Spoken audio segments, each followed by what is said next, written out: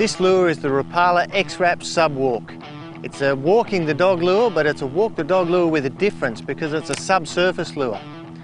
What I mean by that is walk the dog lures are generally considered to be a topwater lure, and they walk with a zigzagging action across the surface. This lure does exactly the same thing, but it does it subsurface.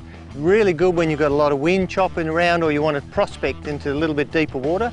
The retrieve's pretty much the same, and it's going to be quite a quick cadence with a bounce, bounce, bounce, bounce, bounce. Every time I bounce that rod down and I put a little bit of slack back into the line, that's allowing the lure to zigzag from side to side, that deadly walk the dog action that gets fish to strike. You can slow the cadence down or pick the cadence up, but the beauty of that walking the dog and that X-Wrap finish means it's going to catch plenty of light. That internal holographics is going to really flash out a lot of light across the area.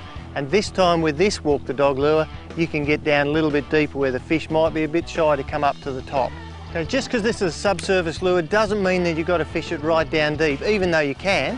What I'm going to do this time is I'm just going to hold the rod tip up a little higher, and I'm going to walk the dog by bouncing the rod from a high angle like this. This is going to have that lure zigzagging just under the surface, and this is where that X-Wrap holographic finish really comes into its own. It's going to be catching plenty of light, it's going to be flashing across the pond, and I'm going to have that lure right up just under the surface film. Really good if it's pretty windy and you can't get your dog to walk properly.